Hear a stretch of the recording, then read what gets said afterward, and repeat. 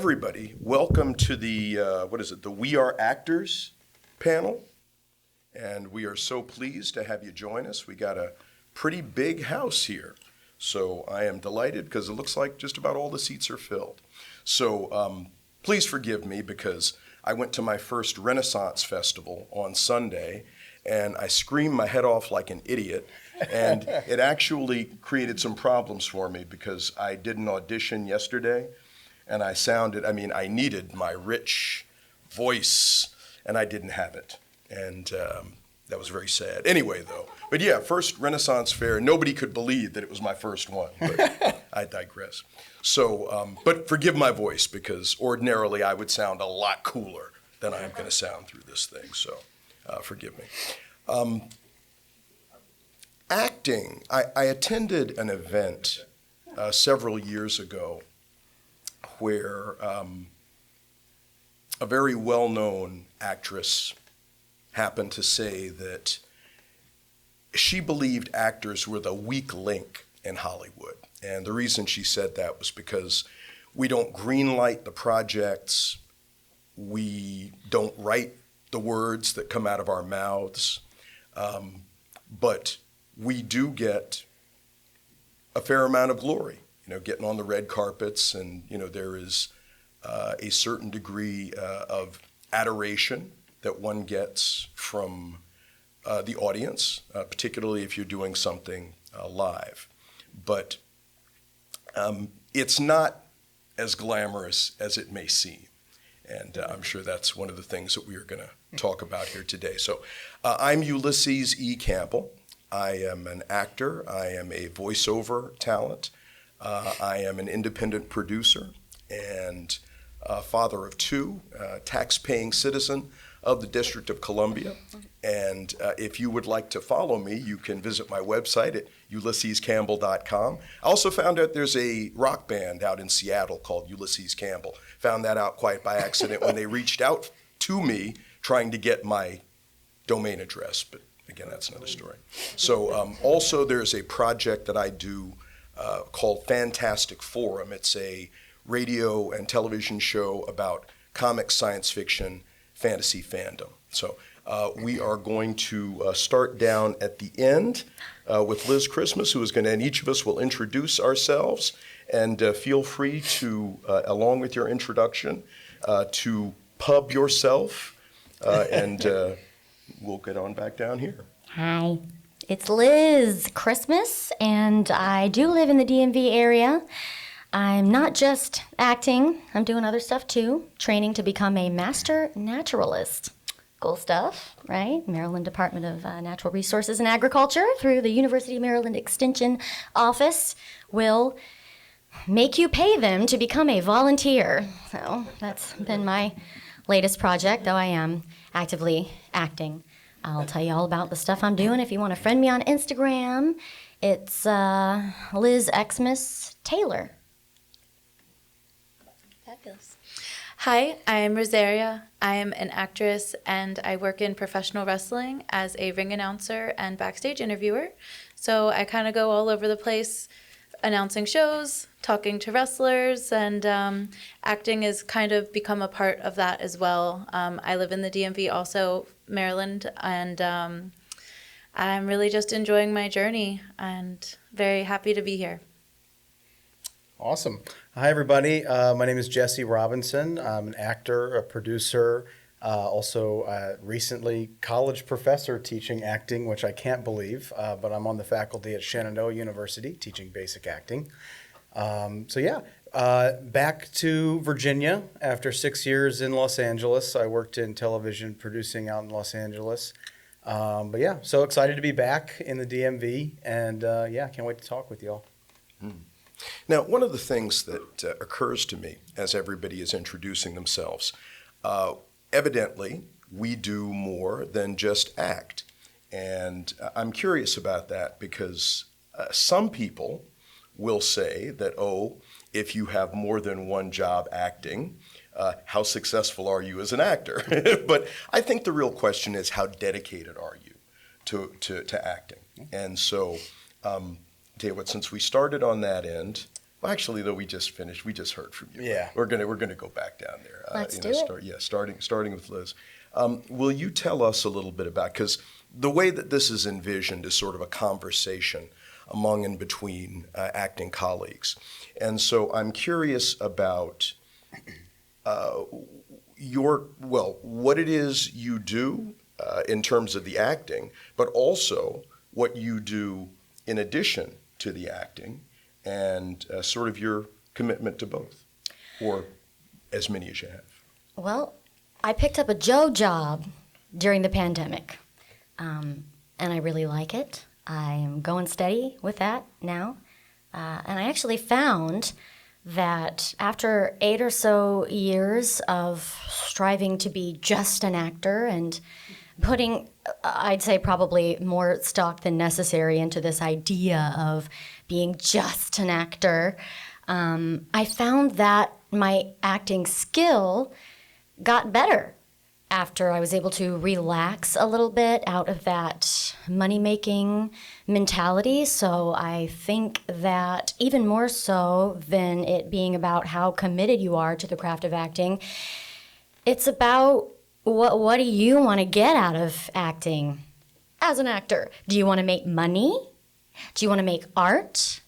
Do you want to make yourself known to others for the performances that you put on?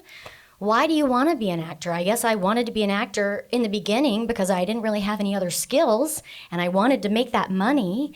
And then after that sort of went out the window, I kind of let that go. I was able to let that go. So there's no shame in taking a job, even though we might call it a job, and that can actually free a person up to explore, other parts of the craft and maybe change a little bit of the mentality behind why you like to do it. Beautiful. To piggyback off of that, I also am being pulled in many different directions. I kind of consider myself a multi-hyphenate. I act, I sing, I entertain crowds at wrestling events, but when I'm not doing that, I'm taking care of animals, I'm taking care of children, and I'm all over the place. And I think all of those things help create experiences that I'm able to use in my craft as acting, and everything that I do, I'm able to apply into it. And it's just very well-rounded, and I think I enjoy being crazy and running around in a bunch of different directions. So, yeah. Yeah.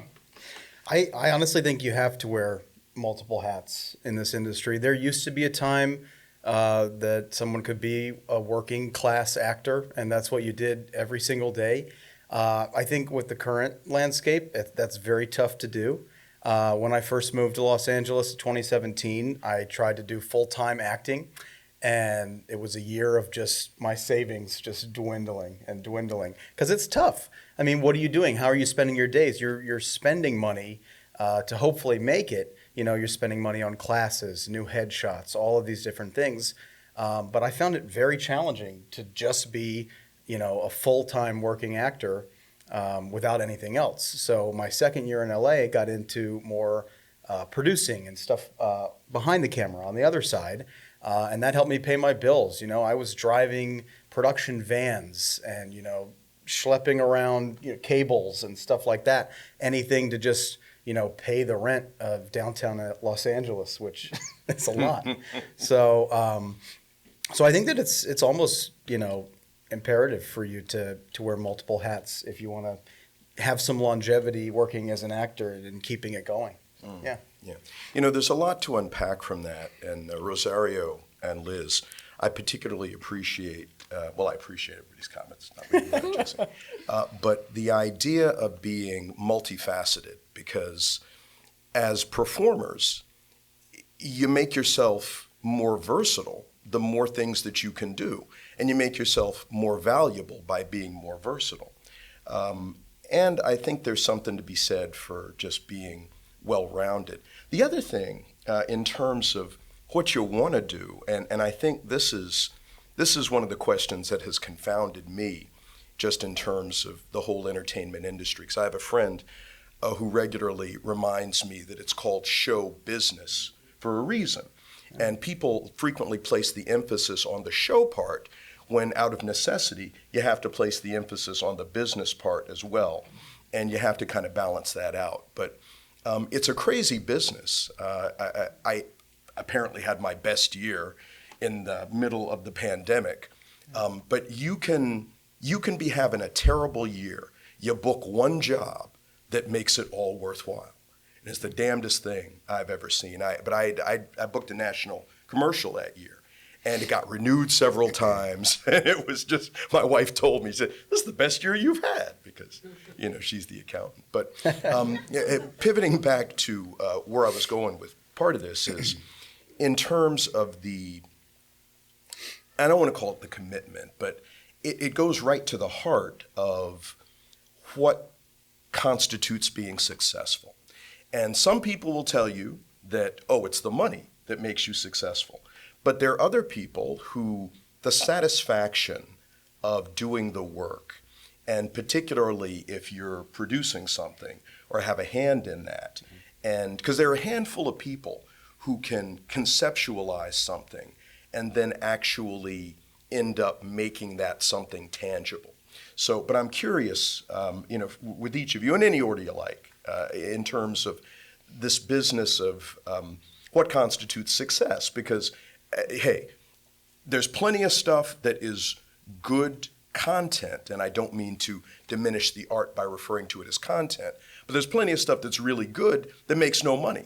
And then there's plenty of stuff that's total crap that makes oogobs of money, And so, all right, well, I guess you can point to the crap stuff and say, well, that was successful, but again, it's a dicey kind of problem, and I'm interested in hearing what each of you has to say about that. I feel successful if I'm getting better Yeah. at the skill of acting. Oh, yeah. I think every person's definition of success is different. And like, for example, me, I grew up watching horror movies.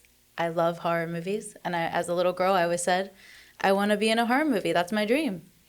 I did that in 2019 for the first time. Awesome. And it was an independent horror film. But, that was my dream right there. So I think it just depends. And as far as my experience, I just consider every new experience a success. Any new door that opens, because almost you really never know what's going to lead to something. So just that journey is fun, and I consider that a success. Yeah, I mean, I agree. I think that,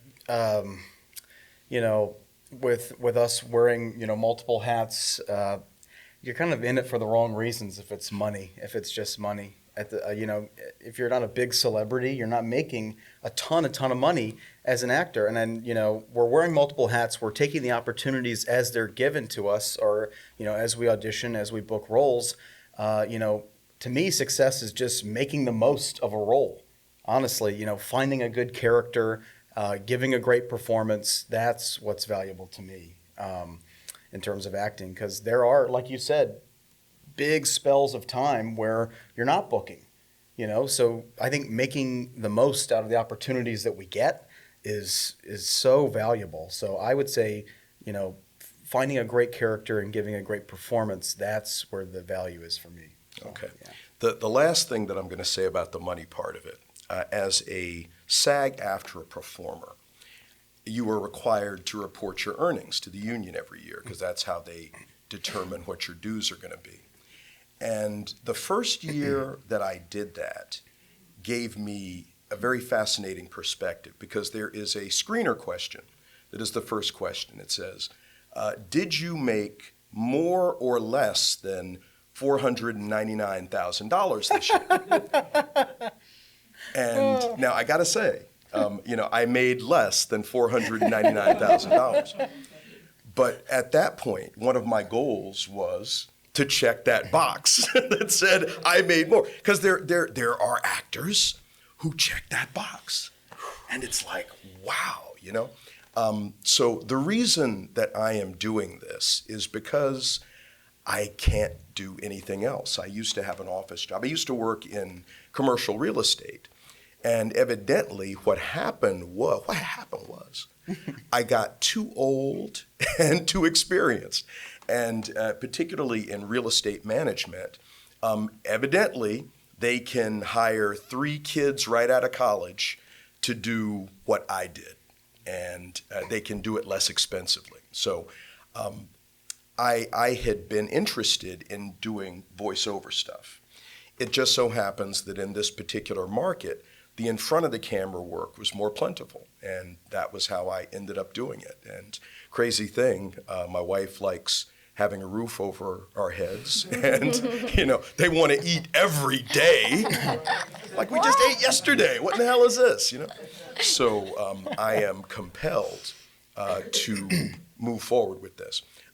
Something that I just thought of because I saw a hand go up, and I should have said this at the outset. If anybody has any questions, please raise your hand because I and the rest of the members of the panel are happy to take any questions. Ma'am, you had a question. I'm just wondering, I'm sorry I came just about 5 minutes late. It's okay, you're here, thank you. Did you already say, I'm interested in knowing from the panel where you trained, whether it was with private coaches or if you trained in your undergrad programs or grad programs? Yeah. At some point, I was just wondering if you could all address where you train and if you still train or if you finished training your active. Well, since I've got the mic, I will simply say, I don't think you ever stop training. And if you do, well, shame on you, because I think that, and really with any career, I think that reinforcing those skills becomes so important. And, so that is my immediate response. But I'm going to let the rest of the panelists respond. I am training. I take classes online. I've had a coach. I've had an artistic kind of coach. I'm part of an acting studio. I read acting books all the time. Right now I'm reading The Actor and the Target. It's a pretty good one. It's about how we're always already acting anyway, so no need to try. Yeah, there are a lot of great resources out there, that don't really cost an arm and a leg to get into. You don't have to necessarily have an acting degree, to consider yourself a trained actor. Though if you do, that's awesome. There are great schools out there. I mean, down in Richmond, right? Art Foundation. I know actors who have gone through that. That's an awesome option if you're looking for an acting degree, an undergrad degree. But if not, there's no reason why you can't, ask your friends, hey, what classes are you taking now?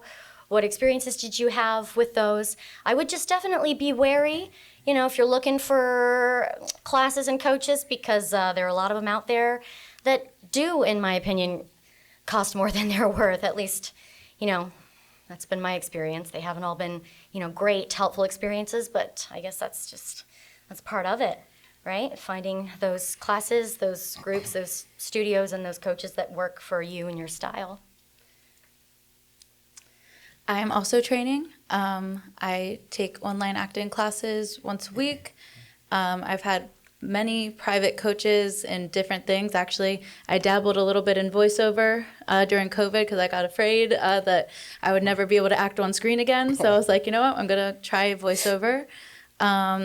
Yep, voice coaches. I feel like it's really important to always work on your craft and always trying to improve. And I love learning. So, I always want to do something different.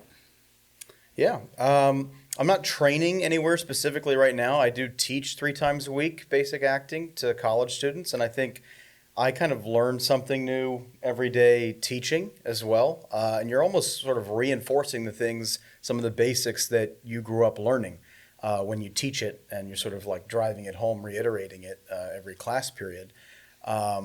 I started as a kid actor. My first commercial was when I was in middle school. So I started out, I went to the Young Actors Camp in Los Angeles as a kid. And so that's where I first started learning how to act.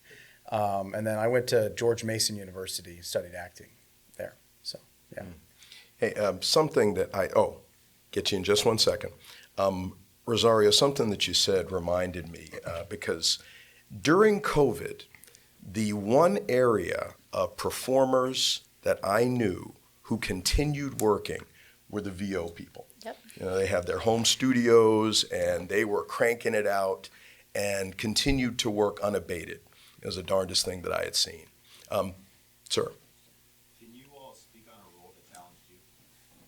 Absolutely. I mean, I'll take it right away. I think, it's been my most lucrative role, but also the most challenging.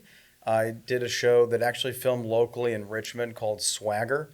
And I had a scene where I was playing a real dastardly fellow. You were an asshole.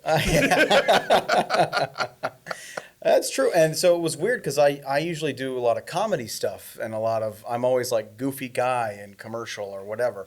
So this was a very challenging role to take on someone and try to basically embody this hateful man. Basically he's berating a group of teenage boys playing basketball. And it's like, you have to put yourself in the shoes of this person. Like, who would do this in real life? But you have to find the justification and reach down deep for it. And it was, I luckily was able to form a great relationship with some of the basketball team actors. It was just so difficult, though, to embody like hate for a group of people or an individual. So that for me was probably the most challenging, but I still get a lot of residuals from it. So A lot of the horror films that I've done have quite a bit of comedic relief, and a project that I recently did, it was a short horror film.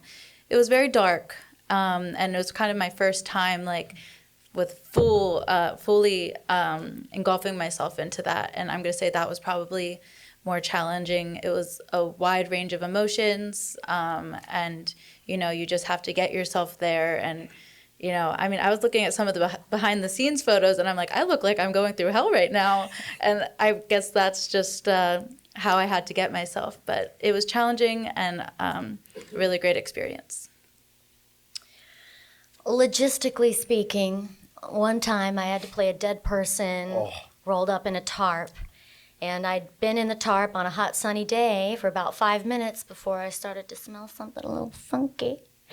And started to ask myself, is that me? And if it were, how would I feel about that? It was not me.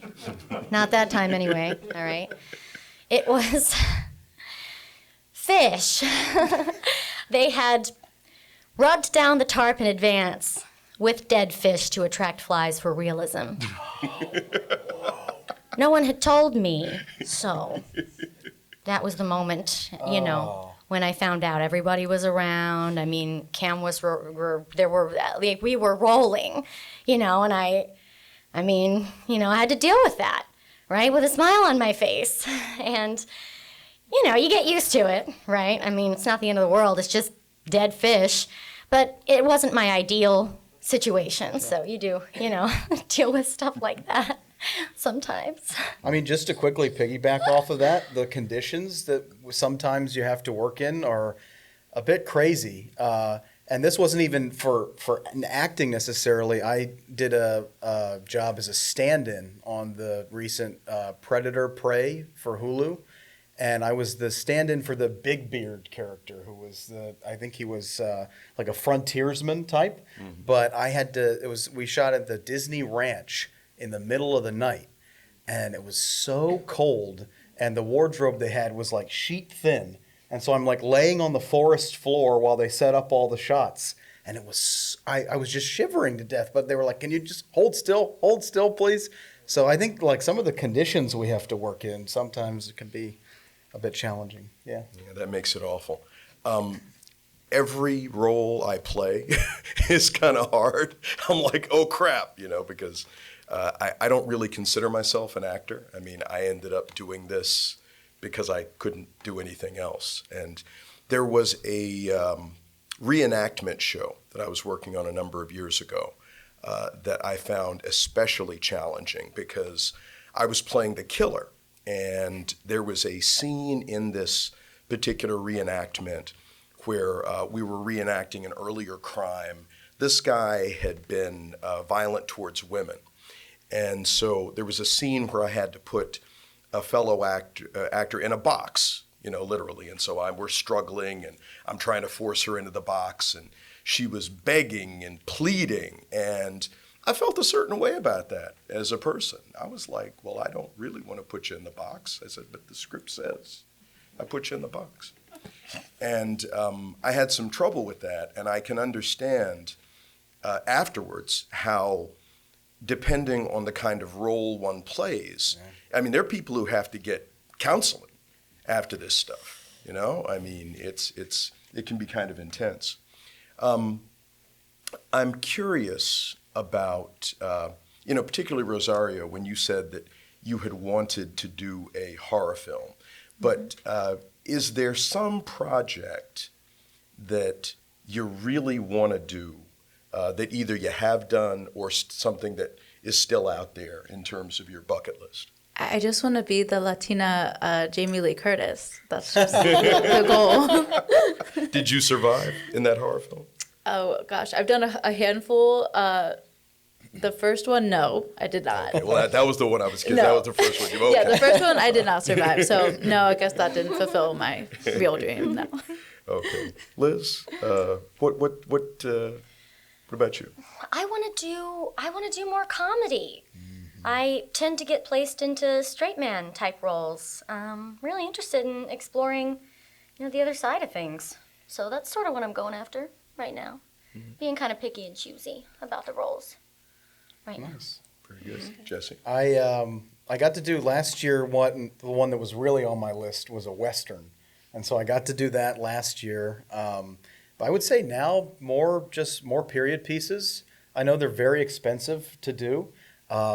Maybe something like a war feature would be kind of cool. I'd have to lose some pounds to be military weight standard, but yeah, maybe something like that, like a historical drama. That would be cool. Yeah.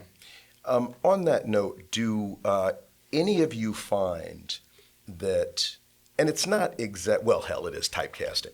Do you find that there are particular roles for which you are regularly booked? And if so, what are those?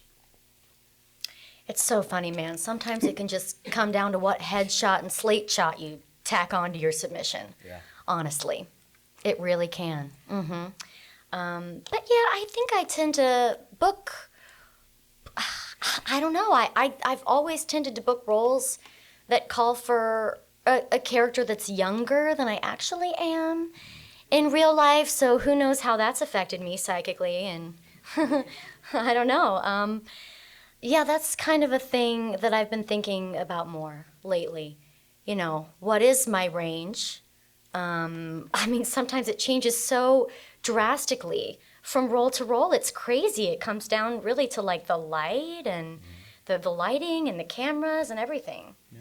Right? No, I agree. It's crazy. Yeah. Yeah. I totally agree. I was told that your essence is pretty much what drives when you're a beginning actor, that's the type of roles that you're going to get. And I feel like my essence is just nice, friendly girl, and that's sort of mainly the roles that I've booked. And then as far as like advertisements, I for some reason like banks really like to put me on their promotional stuff. Done a couple of those, but yeah, that's pretty much what I have for now. I would say in the commercial space, it's always just goofy guy, and it's a lot of like beer commercials and food commercials and stuff like that. Like Buffalo Wild Wings, and literally just have like an undershirt on, just chewing wings and making weird faces. But on the dramatic side, I was always told that I had like a Midwestern look, and so that's kind of where the box that I got put in. So it was like, truck driver or farmer or, stuff like that. Or like with Swagger, like, middle of nowhere, rural, just average guy, stuff like that. So, yeah, sort of like Midwestern random guy. If I had to describe what it is, that's what it is. Yeah.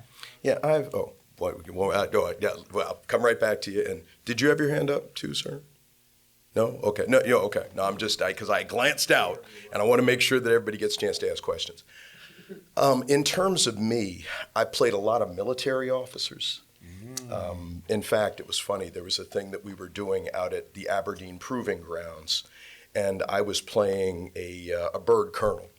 And apparently, they kept taking my insignia off between shots because I was the highest ranking officer that I saw, and I think they were afraid that I was going to start walking around, opening up doors or whatnot. I play a doctor fairly regularly.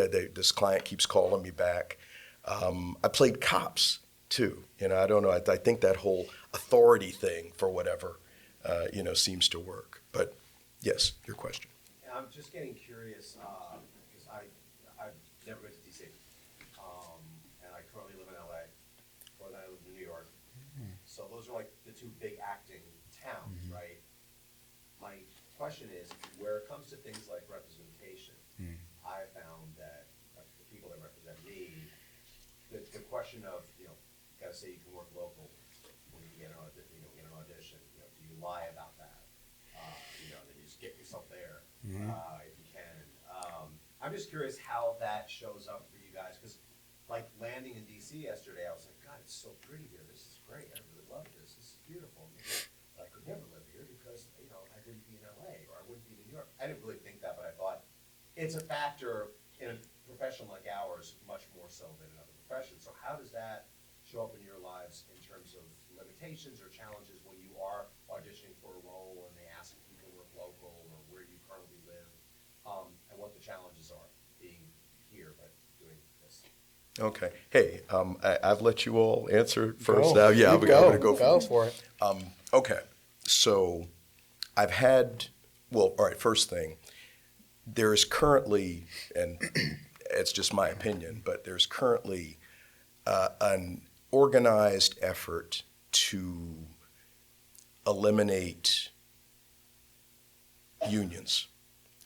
And there was a time when, especially as an actor, if you were in New York or LA, you had to be a union actor because you weren't going to work otherwise, because there just wasn't enough non-union work to sustain you.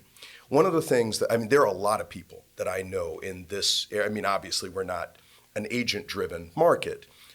In recent years, though, there's been more union work behind a lot of the stuff that's going on in Baltimore and north of that, and in Richmond, and even a lot of stuff in DC. I've also had the experience of calling a friend and saying, hey, I need to work local for this thing. May I use your address? But all of that it's complex. And one of the things that I'm actually interested in doing, and I was telling Jesse about this, we're going to pivot back to this, and I don't know if it's anything you'll all be interested in, but I'm trying to get the DC City Council to approve tax credits, because I really feel like there's enough talent here, there's enough production opportunities here, and people doing it, that we should be more of a hub for the industry. Look at Albuquerque or Atlanta. I keep going those places. Yeah, and it's the tax credits, Right. It's literally why. Yeah, so, and That's yeah. a great thing. So I'm talking to Phil Mendelson earlier this week, as a matter of fact, DC City Council Chair. And I asked him, I was like, well, why don't we have this? And he tells me that apparently the council looked at the data several years ago and did not believe that what they spent on the tax credits was going to validate actually offering them. And I was like, well, you need some up-to-date data. And I've been kind of scrambling all week since then. But but it's crazy. And so if anybody's interested, hit me up later, because I want to do a full court press. But yes, please. I think I've found, and this was a big motivating factor for me, actually, after spending 6 years in LA, coming back and now living in Richmond, is that the in-person audition, even post-COVID, is virtually non-existent. So I found that I can still audition virtually, even callbacks virtually, and if I book it, great, and sometimes they'll even pay to fly you. I still keep representation in Los Angeles, and then my manager is in New York. So I kind of keep that presence on either coast while living in Richmond. Yeah, so I think it's totally doable. I think I've definitely lied about where I've lived for different parts for locals. I've also been called out on it before, and they're like, okay, well, now we switch it to in person. So I'm driving, 8 hours down to Atlanta, 9 hours down to Atlanta because they called you on it.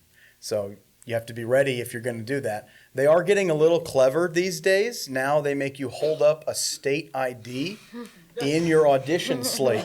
Wow. I know. But luckily for Atlanta, my sister lives there, so I'm able to give her address for the ones that don't make you do the weird now ID and the thing. So they're getting tricky with it, I will say. But you can definitely work as an actor anywhere now because of remote auditions. You don't have to be boots on the ground. And you found that your reps were supportive of you when you said, hey, I'm moving? Yeah, yeah. Especially my manager, Abby, I had told her about this, and she goes, what are you talking about? You can tape from anywhere. That's exactly how she said it. So, yeah. I agree with that. I don't think I'm at the level where I don't have representation right now. I represent myself. But I definitely make notes that I'm willing to travel when I'm submitting for auditions because, that's what you have to do. If you like a role and you feel drawn to it, you make it work if they're willing to have you. So that's sort of my outlook on it. Mm-hmm. Yeah, don't be afraid to, change how you feel in the moment about pursuing a certain job based on where it's at. You don't have to consider yourself a Southeast Market actor because you live in Virginia. And, you're allowed to be a little agile sometimes. I would also say that sometimes it's kind of nice when you don't book the job that's really far away, It's just like a little, oh, well, okay, well, I'll just feel good about that because I get to stay home, right? So. That's fine. Mm-hmm. One second. I want to talk a little bit about the unconventional nature of what we do because, obviously it's not like having an office job. Hours are really crazy. Travel can be nuts. The inconsistency. And I have a friend who, when I first told him that I was going to be doing entertainment business stuff full time, he says, well, you can't do that. And I gave it some thought because he's a real conventional kind of guy. And I asked him, I said, so what would you say if I told you I was opening a McDonald's franchise? And he says, oh, yeah, you could do that. That'd be fine. And that really reinforced to me how some people look at what we do because they don't really understand it. You turn on the TV or you go to a movie and, you might, oh, hey, that's my friend. Oh, my God, or whatever. And so there's this, it's like a magic that's about the thing. But I'm curious in terms of what you all's experiences have been in terms of your family and friends and how they look at what you do. Oh my gosh. You could have the most supportive family member ever who is so rah about your acting career, who has supported you for the last 10 years of your life, and then you'll take your new demo to them and be like, hey, can you watch this? And they'll be like, Liz showed me her demo the other day. They just don't get it, right? They just don't get it. And some of us, we get into it without even really getting it, too, right?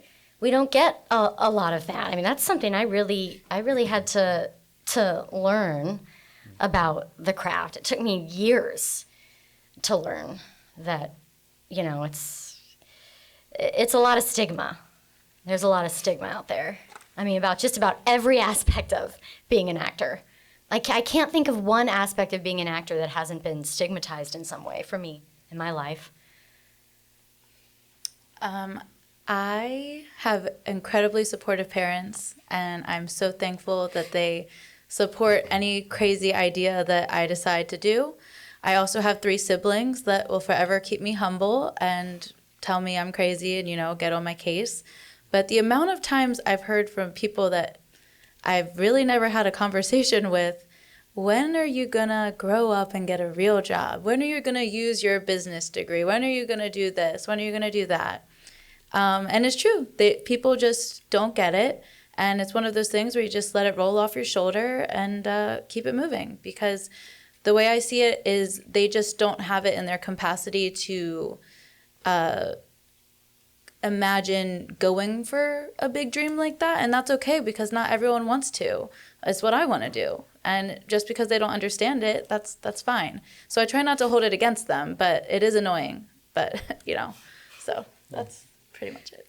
I think for me, growing up, because I started acting at a young age, I was being kind of pulled in either direction. My mom was super supportive, and she would drive me to go be an extra in She was things. stage mom. Yeah. She would drive, and then she would go be an extra with me because, when you weren't 18 yet, your parent had to be with you there on set. So we were both just walking in the background of different, whatever it happened to be.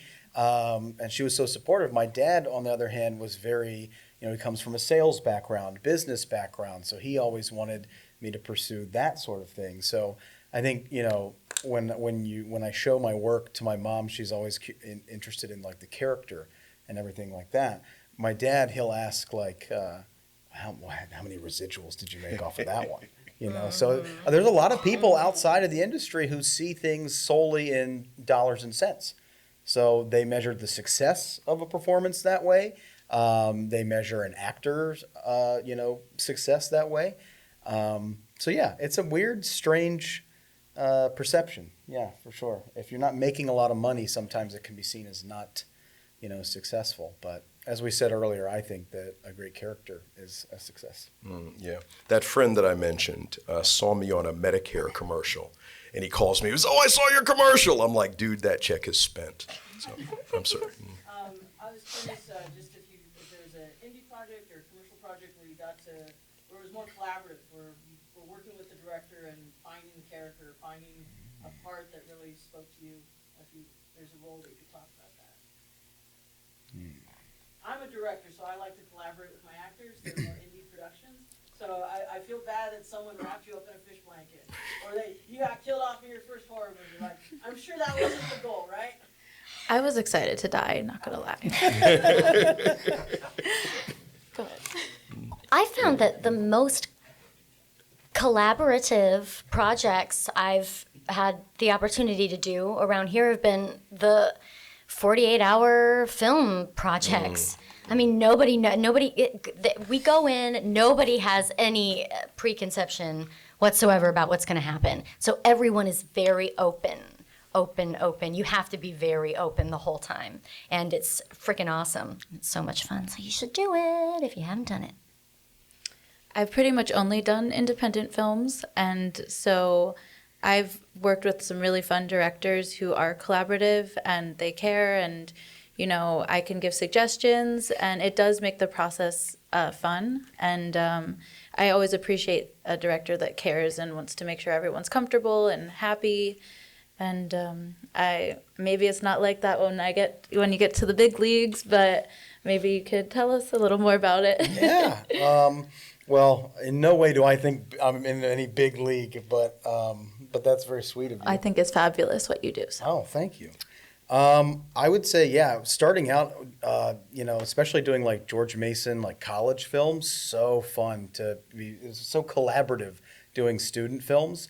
I think as you move up the chain a little bit and you start getting into bigger projects, that improv and that sort of like collaborative nature starts to dissipate. Everybody's got their assigned role. There's the script. You say it word for word. There's no deviations. There's no suggestions. Two notable examples where that wasn't the case. They're both comedies. We got to improvise around how we wanted to go about the I was in I Think You Should Leave. It was a sketch called TC Tuggers. And they were like, just figure out the dance, you guys. So we all, four of us, sat around like, how are we going to do this? And they started just playing some rap music in the back. Totally not the song that ended up in the cut. But, they just let us do it. They let us just improvise the movements. So stuff like that is super fun when you're on like a bigger scale project and you actually get to, mess around a little bit and have some creative say, that is cool. Yeah. I started doing film work back when I was in high school. We were making these Super 8 films, me and a bunch of friends, and that was probably the most collaborative and in some ways the most creative stuff that we've done, and got some notoriety. I mean, I'm dating myself here, but got to go to the 40th birthday party for Superman at DC Comics because we'd done a movie called Superman the Spoof, and that was a lot of fun. More recently, some of the indie pictures that I've worked on, I've had the opportunity to, I don't want to say exactly collaborate because, for example, I had the opportunity to work with Mr. Joe Carabeo on a film called Kira versus Everyone. And when Joe approached me about it, the way that he put it to me, I realized that I was going to be able to have some input into this particularly fiendish character who was the nemesis of Kira, the hero of the picture. And similarly, there was, in fact, he was in a panel earlier today. It was Philip J. Cook with Eagle Films. And there was a picture that Phil had done, and again, I felt like, oh, wow, I'm really somebody because, Phil called me up and he kind of, pitched me the thing. And, so in those instances, I have had a little bit of opportunity to help. I'll characterize it as building the character. Maybe they give you something and, you give them a little something back. And then as you begin to learn about the character, you start to have ideas about what this character, who the character is.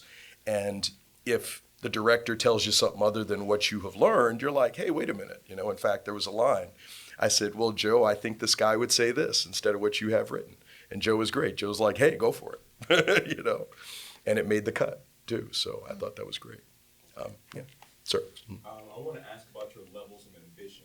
And the reason why I ask is because everybody, no matter what the genre is or whatever field that you're in, has a stagnant period, especially when it comes to acting. There's a stagnant period.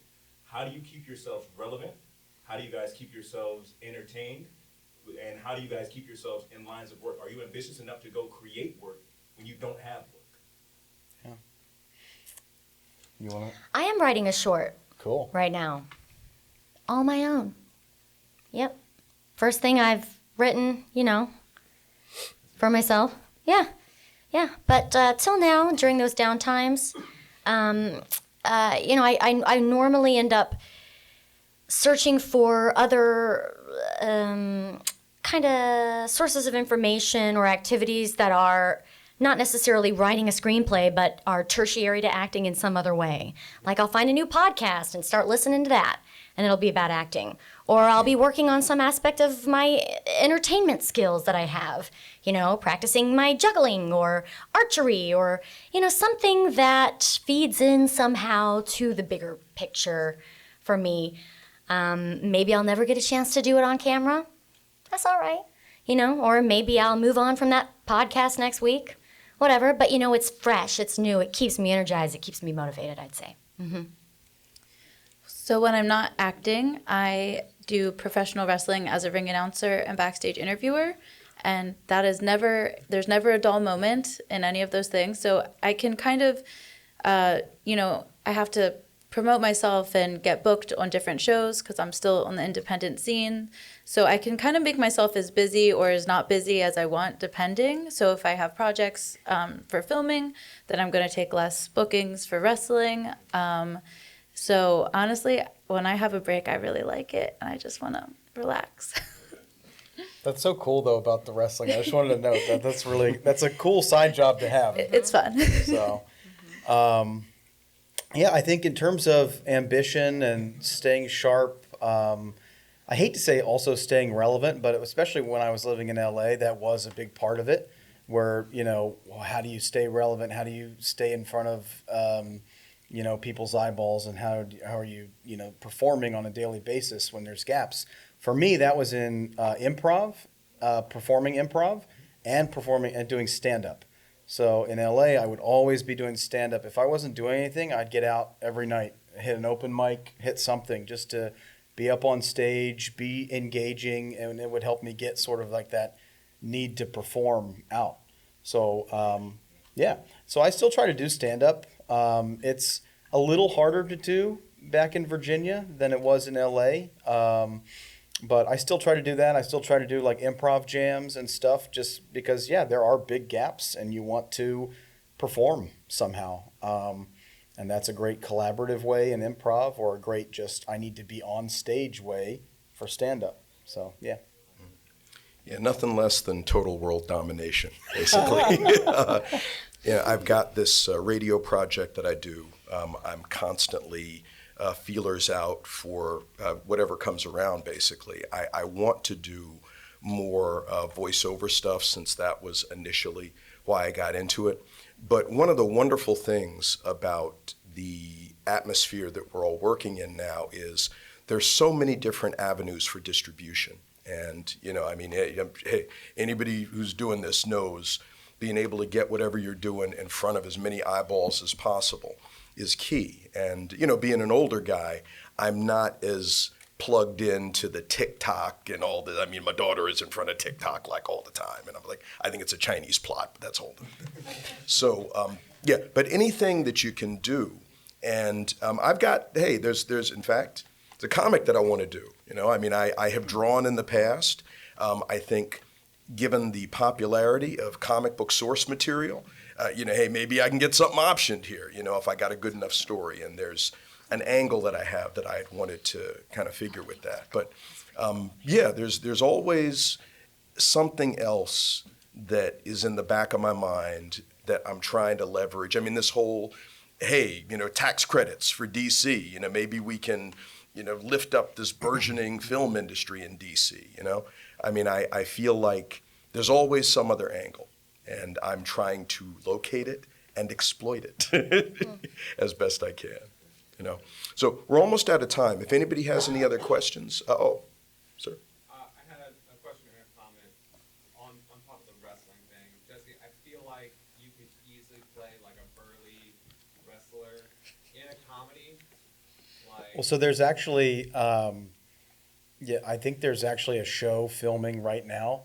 I read for several roles for it. It's shooting in the Southeast. It's a comedy. It's I think it's a female-fronted wrestling group, and like the female wrestler takes on a bunch of burly guys and kicks their ass. I read for several of them, didn't get it unfortunately, but if you like that stuff, there's going to be some kind of project. Well, with the strikes, I don't know if they've been able to finish it. It might be on an interim agreement.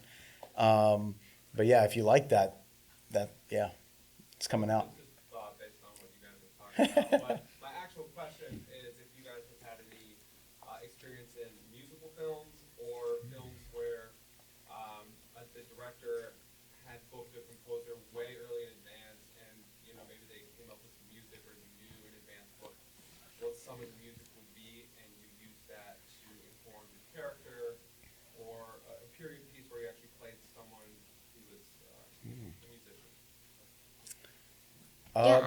Yeah. I've done a few films where I've played a musician or a singer, and in one of them I actually got to help write the music, which was awesome. Yeah, it is fun when you get a chance to, as an actor, do other cool, fun, creative, multi-hyphenate type stuff within that world, within that project. Yeah, it's fun. It's fun. I think sometimes the predetermined score. I know a lot of us starting out here in the DMV, there was Discovery ID filmed a lot around here. And so when I was still non-union, I would work those, and they would let you know, hey, don't do any speaking improv during this reenactment or this recreation, because this is going to be, there's going to be a score here, or there's going to be music. So just, pantomime, don't actually say anything, because we already have a predetermined score underneath of this. So I definitely think that has, altered a performance, or I guess molded a performance on screen, simply because they've already put the guidelines there in terms of where the music's going to be. Right. Yeah. No comment. I've never done a musical, but we have our raffle, and you all should have raffle tickets. Ooh. And Who wants to pull the number? somehow I felt Liz Christmas. Her last name And is very Christmas. It tactile. makes Saying. Read sense. the number two. Just can't wait to make a new best friend. Drum roll. Here. We'll go to the next one, okay? Here we go, ladies and gentlemen. You already know 398-7734. Bingo! 734. Who's got it? No? Oh, we have a winner! Hey. Ulysses, tell them what they've won. Now you can either keep that or trade it for what's behind door number one. No, I'm just kidding. Again, showing my age. Good heavens. Where, if anybody in the audience would either like to book you for something or find out more about what you're doing, how and where may they do that? Y'all friend me on Instagram. What's the Instagram? LIZXMASTAYLOR. Definitely find me on Instagram or TikTok. The name is the same. Rosaria, ROSARIAA, Elsa, ELSA. You can check out my website is jesserobinsonax.com. I also started a production company in the last year. That's called Shenandoah Studios. You can find that at shenandoahstudios.tv. And yeah, all the socials are the Jesse Robinson, and on TikTok, I do impressions sometimes. So if you want to look at that, yeah. And you can message me at Ulysses@ulyssescampbell.com. UlyssesCampbell.com is an actual website, but it's better to email me. You can also follow this wonderful Fantastic Forum project that I have at fantasticforum.tv. We air on WERA 96.7 FM in Arlington, Virginia, each and every Saturday afternoon from 4 to 5 p.m. The show is also available as a podcast, and you can download that wherever you find your favorite podcasts and take it with you and listen. And if you like comics and science fiction and fantasy and horror fandom, then this should be your bag. So thank you so much for coming out. There is a wonderful panel coming up, cinematographers, and that is going to be, at 6:15 now? That's tomorrow. Oh, that's tomorrow. Yeah. Oh, sorry, that's tomorrow. Okay. Well, wait a minute. There's another film block happening starting at 6. Another film block starting at 6. And isn't there, there's a featured panel. Is that tomorrow evening? That's tomorrow too. So tomorrow we have Tales from the G&E. Tales from the G&E, We Are Cinematographers. And J. Jameson Spotlight. J. Jameson Okay. Spotlight. See, I thought all that stuff was tonight. That's huge. See, I looked at the wrong stuff. I was trying to be able to pub all this. We have a party at Metro Bar tonight. Oh, party at Metro Bar. Starting at 7:30-ish, 8. Starting at 7:30-ish, 8. Be there or be square. All right. Thanks. Thank everybody. Thank you.